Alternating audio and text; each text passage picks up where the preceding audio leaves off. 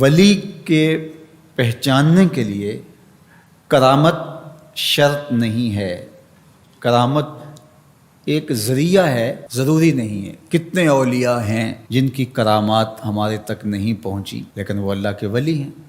سب سے بڑے ولی اس امت کے صحابہ تھے، ان میں سے کتنے کی کرامات ہمارے پاس پہنچی ہیں لیکن ہم انہیں اللہ کا ولی مانتے ہیں۔ تو یہ کوئی شرط نہیں ہے، شرط ایمان اور تقوی ہے، اور باقی احادیث میں مختلف ان کی علامتیں بتائی گئی ہیں۔ الذین اذا رأوا ذکر اللہ، ایمان اور تقوی سے متصف بندگان خدا کی ایک علامت یہ ہے جب تم ان کی صحبت میں بیٹھو تمہیں خدا یاد آ جائے، اللہ کی یاد آنے لگے۔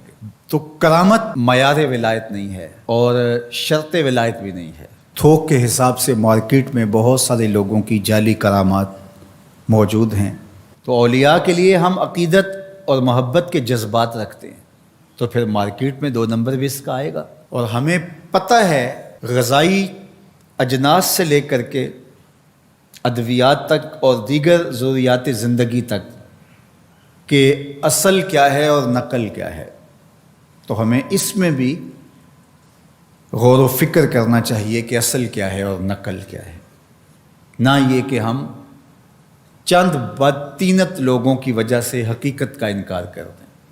تو آج بھی کچھ لوگ ہیں جو کہتے ہیں جی چھوڑو، ہم نہیں مانتے کرامتوں شرامتوں کو، اس طرح کے لفظ بولتے ہیں، جبکہ کرامت کا من حیث الکرامت انکار کفر ہے۔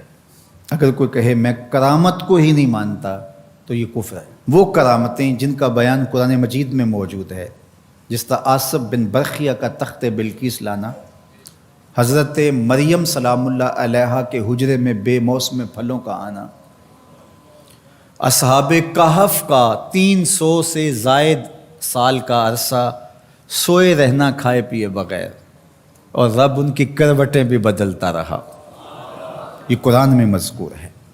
تو اس کا انکار بھی کفر ہے، قرآن کا انکار لازم آتا ہے۔ اگر کسی کرامت کا بیان حدیث متواتر میں ہو تو اس کا انکار بھی کفر ہے، لیکن ایسی کوئی کرامت نہیں جس کا ذکر حدیث متواتر میں ہو۔ البتہ احادیث مشہورہ اور احادیث احاد میں کرامات کا بیان موجود ہے، تو ان کا انکار بھی گمراہی ہے۔ جس طرح وہ 3 لوگ جو غار میں پھنس گئے تھے، انہوں نے پھر دعائیں کی اور پتھر ہٹا۔ جریج کا واقعہ موجود ہے، صحابہ کی کرامات موجود ہیں، حضرت عمر کے رکے سے دریائے نیل کا چلنا، اس طرح جو مسلمہ بزرگ ہیں ان کی کرامات کا انکار کرنا محرومی ہے۔ لیکن یہ بات بھی ذہن میں رکھے کہ کرامت اللہ کی طرف سے بندے کو دی جانے والی ایک عزت ہے، لیکن ولی کی زندگی کا مقصود رضائے الہی کی طلب ہے، کرامتوں کی طلب نہیں۔ لیکن عمومی طور پہ ہمارے اسٹیجوں کے اوپر اولیاء کے حوالے سے جو بات کی جاتی ہے، بس آپ سننے کے لیے بیٹھے ہیں اور خطیب صاحب نے کان پہ ہاتھ دھرا اور 2-4 کرامتیں سنائی اور چلے گئے، معیار بتایا ہی نہ، جس کے نتیجے کے اندر بہت سارے عوام اس سے غافل ہوتے ہیں۔ میں اللہ کا شکر ادا کرتا ہوں کہ ہم نے ہمیشہ اس بات کا التزام کیا ہے کہ لوگوں کے سامنے پوری تصویر رکھیں، کیونکہ مجھے اس بات کا احساس ہے کہ آپ لوگ کتنی محنت کر کے کہاں کہاں سے چل کے آتے ہیں۔ پورے پاکستان میں بلکہ پوری دنیا میں ہم جہاں گئے ہیں، ہمارے سامنے جو لوگ آ کے بیٹھتے ہیں زیادہ تر طبقہ باشعور لوگوں کا ہوتا ہے، تو پھر ہماری ذمہ داریاں اور زیادہ بڑھ جاتی ہیں کہ ہم جو ہے وہ ان کے سامنے وہ بات کریں جو بات کرنی چاہیے۔ اس منبر سے آپ کو وہ چیز نہیں ملے گی جو عوام کی ڈیمانڈ ہوگی، وہ چیز ملے گی جو عوام کی حقیقی ضرورت ہوگی۔ اس پر میں بھی اللہ کا شکر ادا کرتا ہوں، اس پر آپ کو بھی اللہ کا شکر ادا کرنا چاہیے، اور نہ یہ کہ کچھ 2 نمبر لوگوں کے رد عمل میں ہم حقیقت کا انکار کر دیں، جس طرح معتزلہ کر رہے ہیں، اور ایک طبقہ وہ ہے جو رتب و یابس کو قبول کر رہا ہے، اور آپ نے ایسے شخص، ایسے لوگ کہ جو اچھے انسان بھی نہیں ہیں، لوگوں کو دیکھا ہے کہ ان کو ولی مان رہے ہیں اور ان سے اپنی حاجتیں طلب کر رہے ہیں، ان کو ہادی مان رہے ہیں، مرشد مان رہے ہیں۔ وہ شخص جو خود آشنا بھی نہیں ہے، وہ تمہیں منزل آشنا کیسے کرے گا؟